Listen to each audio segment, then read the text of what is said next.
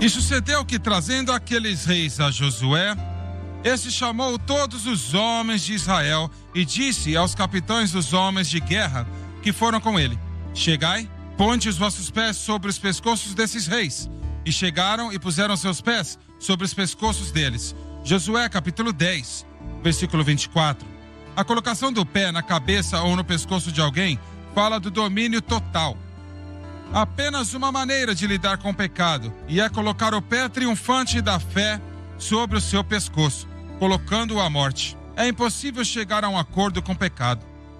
Da mesma forma, no juízo de Deus, era impossível para Israel melhorar esses 5 reis. O homem, em sua loucura, tenta melhorar o que é contra a Deus.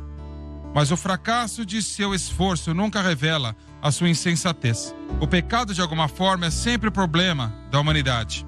A solução para o problema do pecado, e só há uma solução, é a cruz de Cristo. O homem continua tentando melhorar a si mesmo, e a igreja lidera o caminho. Que seja entendido, eu não posso melhorar eu mesmo, isso é impossível. Enquanto eu mesmo precisa ser definitivamente melhorado, só pode ser realizado pelo poder e pela pessoa do Espírito Santo. E é como que vamos conseguir que ele retire essa necessidade de dentro de nossos corações e vidas, o que de fato é pelo desenvolvimento do fruto do Espírito. Vamos dizer novamente, não se pode chegar a um acordo com o pecado, em nenhuma capacidade.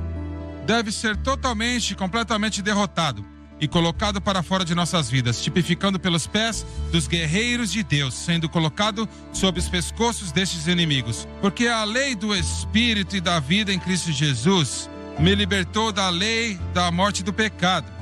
A lei do Espírito e da vida em Cristo Jesus somente é mais forte do que a lei do pecado e da morte. Se o cristão tentar viver para Deus, por qualquer outra forma além da fé em Cristo e na cruz, ele está condenado ao fracasso. Para pedir o devocional diário Palavra do Expositor dos Estados Unidos, ligue para 1-800-288-8350 ou do Reino Unido, ligue para 0808-234-4941. Demais países, liguem para 001-225-768-3500 ou peça seu devocional diário por online na sunlifetv.com.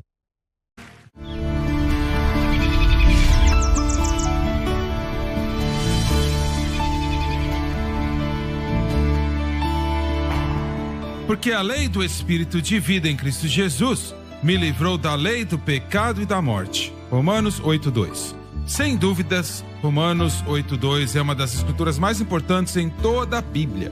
Ela resume tudo o que Paulo tem ensinado e nos diz como o Espírito Santo trabalha em nossas vidas. E não poderia haver nada mais importante do que isso. Tragicamente, a maioria dos cristãos não dão valor ao Espírito Santo, não sabendo como ele funciona, o que ele faz e a maneira pela qual ele faz o que faz. Mesmo que o Espírito Santo fará tudo o que puder para ajudar o crente, ainda assim, se nós funcionamos fora da ordem prescrita de Deus, que é Cristo e a cruz, a ajuda do Espírito Santo dada é grandemente reduzida. Isso significa problemas. Em primeiro lugar, isso do que nós falamos é a lei. Uma lei criada pelo Deus Supremo, mesmo antes da fundação do mundo. 1 Pedro 1:18-20. Sendo uma lei, na verdade, a lei, isso significa que o Espírito Santo não vai funcionar fora do âmbito da presente lei. Devemos entender isto. E é o Espírito Santo que trabalha nos corações e na vida dos crentes. O único que pode nos fazer aquilo que devemos nos tornar. Se tentarmos fora desta lei para desenvolver o seu fruto, ou a semelhança de Cristo, a justiça, a santidade ou a vitória de qualquer natureza, estamos condenados ao fracasso. Precisamos lembrar disto. Ele não será diferente disto, nem variar da ordem prescrita de Deus. Ele é chamado do Espírito de vida, porque ele é o superintendente de tudo que Cristo fez na cruz. Em certo sentido, o Espírito Santo é o dispensador desta vida oferecida por Cristo. Em outras palavras, você não pode receber de nenhuma outra maneira. A palavra vida, como é usada aqui, refere-se a todas as coisas que Cristo fez na cruz. Em outras palavras, tudo que o homem perdeu na queda, e queremos dizer tudo, foi abordado na cruz. Que está tudo embrulhado em uma palavra só: vida. E é certo que não temos agora tudo que Jesus pagou o preço. E na verdade, temos apenas as primícias. com o saldo chegando na ressurreição. Ainda assim, o que realmente temos agora em Cristo é suficiente para suprir tudo o que atualmente precisamos, qualquer coisa que seja. Isto é o que a vida em Romanos 8:2 realmente significa. Enquanto tudo isto, a vida vem de Cristo como a fonte e a cruz como meio, ainda assim é o Espírito Santo, que é o superintendente de tudo que Cristo fez. Ele é o dispensador, como se poderia dizer. E vem de Cristo pelo meio da cruz e pelo Espírito. João 7, 37 a 39. A frase em Cristo Jesus descreve essa lei e a forma como o Espírito Santo trabalha. Paulo usa esta frase em Cristo Jesus, ou um de seus derivados, como nele, mais de 100 vezes nas suas 14 epístolas. Sem exceção, refere-se ao que Cristo fez na cruz. Tudo a nosso favor. Paulo nunca usou de nenhuma outra maneira, sempre refere-se à cruz. Para nós, para ser o beneficiário de tudo que Cristo fez, através do qual o Espírito Santo trabalha, tudo que é exigido de nós é que a nossa fé constantemente descanse nesta obra concluída. Isto é imperativo. Quando isto é feito, tudo que Jesus fez será nosso, garantido pelo Espírito Santo. A lei do Espírito da vida em Cristo Jesus, que nós esperamos ter explicado, é a única lei que pode dar uma vitória sobre a lei do pecado e da morte. Não importa o esforço, se tentarmos obter a vitória de qualquer outra forma, a derrota será certa.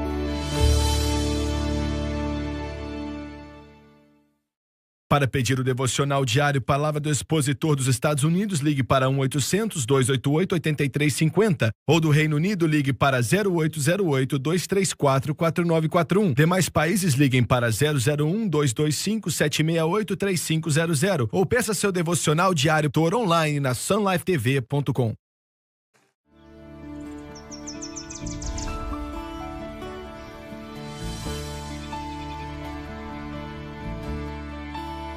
Então o Senhor me respondeu e disse: escreve a visão e torna-a bem legível sobre tábuas, para que a possa ler o que correndo passa. Porque a visão é ainda para o tempo determinado, e até ao fim falará e não mentirá. Se tardar, espera-o, porque certamente virá, não tardará. Abacuque, capítulo 2, versículos 2 e 3.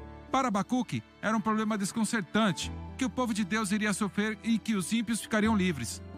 Ele percebeu que por causa do pecado de Israel, a punição era iminente. Mas havia um dilema, na tentativa de entender como um Deus santo poderia usar os malvados caldeus para castigar os seus filhos. O profeta, no entanto, veio a reconhecer que tudo o que Deus faz era melhor e ele ia cuidar da situação. A palavra fé é mencionada apenas 2 vezes no Antigo Testamento, Deuteronômio 32, 20 e Abacuque, capítulo 2, versículo 4.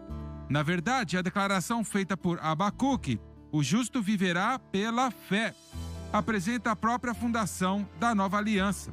Então o Senhor estava dizendo ao profeta o seguinte: independentemente da condição em que Israel estava presentemente, o Senhor dá um raio de esperança para o profeta.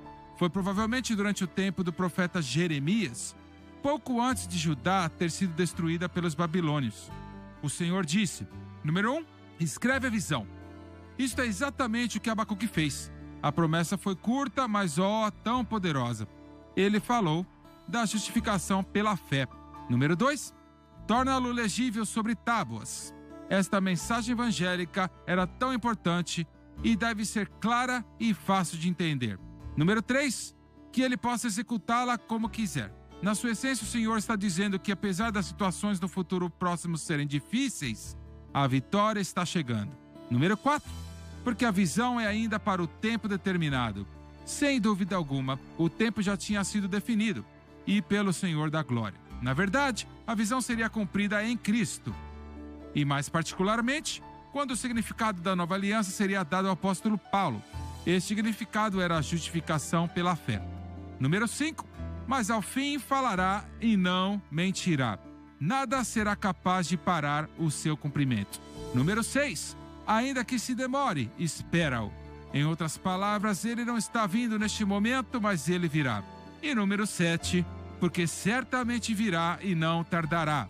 Em outras palavras, Israel vai ver muitos momentos difíceis entre o presente e o cumprimento. No entanto, definitivamente na hora marcada virá. E assim ele fez, e assim ele fará.